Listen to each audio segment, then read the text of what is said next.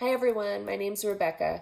The chapter I read was chapter 4 out of Angus Fletcher's book Wonderworks called Float Above Hurt, Aesop's Fables, Plato's Meno, and the Invention of the Serenity Floor. First off, after reading everyone's remarks, I don't think I'm alone when I say how happy I am with this selection. This book has been very good for me personally to read. I've dealt with so many personal, physical, emotional, and mental struggles over the past several years, as I'm sure many of us have. This chapter specifically has been enlightening, as many of pain's outward reflections can be softened with inward peace and serenity, like just a contentment that you would get. Fletcher incorporated great examples and details to explain the ideas he unveiled in his own studies to describe how Socrates used Aesop's fables to bring himself a sense of peace before succumbing to an incredibly painful and unjust death by means of a homemade poison in 399 BC. As I'll go on to describe the details of this chapter, I will give several examples of text as well as visual literacy in an effort to support Fletcher's understanding of the concepts laid out by philosophers such as Socrates, Plato, Hipponax, Homer, Xenophanes, Gorgias. Chapter 8 begins by describing the death Socrates was doomed to experience. Because he asked the priest questions, he offended Anytus and the priests, who in turn decided he needed to be silenced and thus put to death. Now, he didn't aggressively come and interrogate them or accuse them of saying something wrong. He just was asking them to defend their statements with how they got to that point. The accusation that they came up with was that he denounced Zeus, which was a criminal offense and not at all true. Consuming the poison chosen was said to cause a very slow and painful death. In response, Socrates' friends planned to smuggle him out of the city in an attempt to save his life. Though Socrates was touched by the sentiment, he refused to run. Interestingly, there's a delay in the administration of the poison because there was this law about public executions being unpure if a ship with a celery wreath hadn't sailed around their island and into the harbor. They were very superstitious. But the wind kept blowing it away. So some suggested that the gods did not want Socrates to be executed. However, Socrates didn't argue once sentenced. He was only concerned with his state of mind. Socrates' secret was not allowing his circumstances to predict or determine his peace and contentment stemming from his satirical disposition. Socrates shared his thought that true philosophers train for death with their philosophy. However, he didn't really explain this, only to also later say, I know that I know nothing. I can't help but think in part of Jesus' state of mind when he knew he was to face impending death by a very painful method. He could have refused at any time, but he knew the fate of Christians would be doomed. I could just see him in the Garden of Gethsemane sweating blood. And everyone said, if you're a God, if you're truly the Messiah, then you can save yourself. Well, that defeats the whole purpose. But in any case, lots of other examples. For a different reason, in Braveheart, William Wallace, played by Mel Gibson, knew his death was certain, yet he refused the Queen's offering of a sedative to numb the pain he was sure to experience. He was about to be disemboweled and just every torturous thing possible while able to keep him alive so that he can feel it all and then to be quartered. But he didn't want to be crying out for mercy because that would defeat his whole purpose, which is completely different.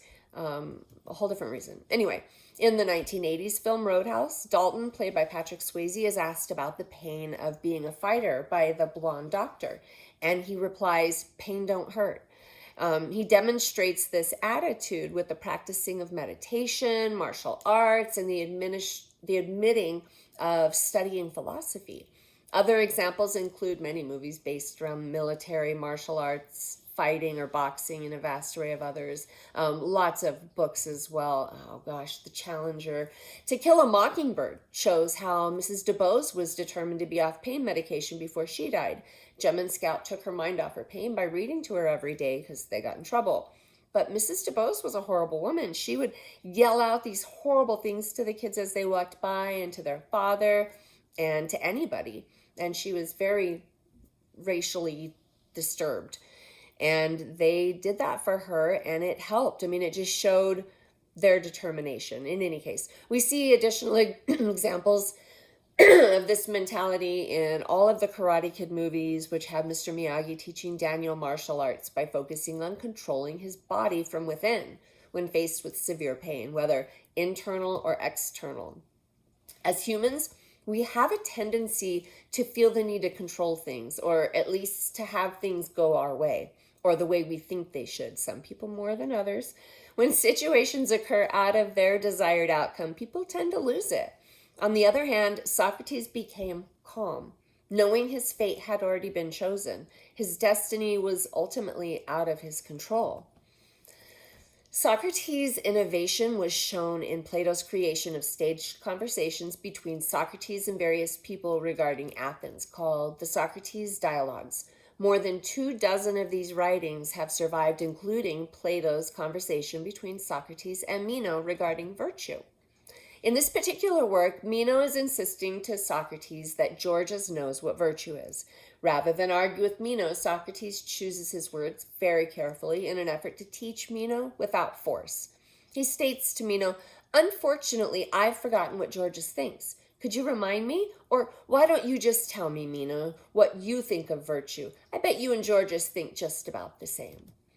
Well, when Socrates stated that no one can define virtue, Meno disagrees. Socrates is saying that Gorgias is not wise, therefore Meno isn't either. The fact that Meno misses the insinuations is an example of parody. When Meno shares his opinion of virtue with Socrates, Socrates says, "Tell me what you know, for I swear to God, I'd love you to educate me." Ironically, Meno is the student in this situation, and Socrates is about to educate him. His satire's first invention was parody. Parody, defined as an exaggerated imitation, is the use of parody to put a twist on Aesop's fables by using stories about animals basically being incompetent to keep from getting into trouble by offending people. Animals are used frequently in stories such as the tales of Peter Rabbit. Every child will either be frightened, since not obeying their mother, or excited to create mischief, since Peter always managed to get away. Parody was thought by the Greeks to be created after Homer wrote the Iliad. When he wrote one of his epic parodies, Frog-Mouse Feud, this mortal feud between the two species that results in a Trojan War. Interestingly, Zeus, Athena, and the gods were depicted in the image of mankind, bringing caricature to religion, as well as epic seriousness. Xenophanes, a poet, made a determination that humans created the divine in their minds to be in their same image out of arrogance. Maybe. Plato, one of Socrates' students, who was sick when Socrates was being executed, didn't understand why Socrates would focus on Aesop's fables while waiting for his impending doom. As he pondered all of this, he determined that Socrates felt as if he and Aesop had something in common. They both found great pleasure in letting people know of their mistakes and blunders. When Plato decided to search out the answer to his question, he had to comb through a literary grotto for Socrates' pain-killing secret. What Plato found was that satire was more than just satire. It was comprised of parody, insinuation, and irony. Parody is revealed in many children's stories in an attempt to use a form of child psychology to teach a lesson without making it seem like a lesson. When we know we are being told what to do, it is in our nature to rebel, even as a child. That was my weak attempt at humor. The story of the boy who cried wolf has always been a threat to not lie about being in danger, to get attention, or one day no one will believe you when you really need help. In the film What Women Want, Mel Gibson portrays a man who can suddenly hear what women are thinking. This is eye-opening not only to men but also to women, as much of what is on the screen is eerily accurate. Overacting is another way of displaying parody. Jim Carrey is one of Hollywood's leading actors selected for roles requiring overacting. Using this acting style, Carrey has made a fortune poking fun at people from all walks of life, including a religious man in the movie Bruce Almighty, or Liar Liar, where Carrey portrays a terrible dad and a shyster of a lawyer who cannot quit lying for one full day. These types of works evoke feelings that we can do better, or at least we should do better, or should want to. A century later, satire's second invention was created: insinuation. Insinuation uses a double action to tear down fools and make the speaker sound clever. Examples used in the text include Archaeologists' incomplete syllogism. This act was described as connecting dots in our brains. Insinuating is to drop hints and imply something without actually saying anything. Insinuation is used to try to get others to think about something negative with a different lens. Fletcher quotes Mark Twain with his explanation of the concept. Reader, suppose you were an idiot, and suppose you were a member of Congress, but I repeat myself. The first dot, as they call it, states that the reader's an idiot. The second dot states that you're a congressman. When you connect the dots, you realize he is stating that congressmen are idiots. Insinuation not only requires cleverness, it also requires a higher intellect. Examples of insinuation can be found in most books and films at one point or another. The story about the boy in the striped pajamas is packed with insinuation. Throughout the book, the Holocaust is a hushed act, as it was an abominable genocide that no one wanted to believe. The story shows the relationship between two boys through a fence around a concentration camp. One boy is a prisoner in a concentration camp, and the other is the son of a Nazi, which is one of the men in charge of the atrocities. Even in surrounding areas, people see and smell the smoke and do nothing. They don't know for sure, but the insinuation is strong. In the end, though, Bruno is not found. From his missing presence, his clothes at the fence, and a hole dug underneath it, the insinuation is that he was killed in a gas chamber with a group of Jewish people. Mysteries are mostly insinuations, suggestions that a hint at unveiling the truth start from the beginning and are heavily used throughout stories. All of the Nancy Drew books or any mystery book, it has just every single one of them is packed with insinuation. Horror stories insinuate what the protagonists are about to do and what the antagonists will do in reaction. Words in books and words with music and films set the tone for the reader or watcher to think or come up with a variety of ideas on their own. Often, the ideas created are meant to cause the reader or watcher to be misled by insinuations the author or writer produced, kind of get you off on a different direction so they can surprise you. Satire's third invention and most powerful is irony. Irony reveals a truth that someone else doesn't see, and a term used to describe statements to express a meaning opposite of the literal meaning. An example in ancient artifacts states that there's 2 times a woman most delights a man: on his wedding night and at her funeral. So the irony there. Oftentimes, but not always, ironic stories can end with some form of unexpected humor. The Help is a book packed with irony as well. The idea that African American women were expected to clean white women's homes, take care of their children, and cook their food, while whites were said to believe that African Americans carried diseases that whites could catch. I mean, if you can catch it, yeah. These are the same white women that are raising money to feed African children that are starving in Africa, yet allowing their neighbors to go without. The Holy Bible offers a multitude of examples using the satire of irony, beginning with King Herod sending men to search for new baby kings so he could come and meet him, which was ridiculous, as nothing like that had ever happened. King Herod was sending his men to kill baby Jesus because he was believed to be Christ, their Messiah, and he didn't want his place taken. Not that he was the Messiah, but he didn't want another king. Later, the only way for Jesus to save the world was to allow himself to follow God's plan of a sacrifice love offering by being flogged and crucified. Intermingled throughout the Bible, there are statements such as, "Blessed are those who mourn, for they shall be the comforted."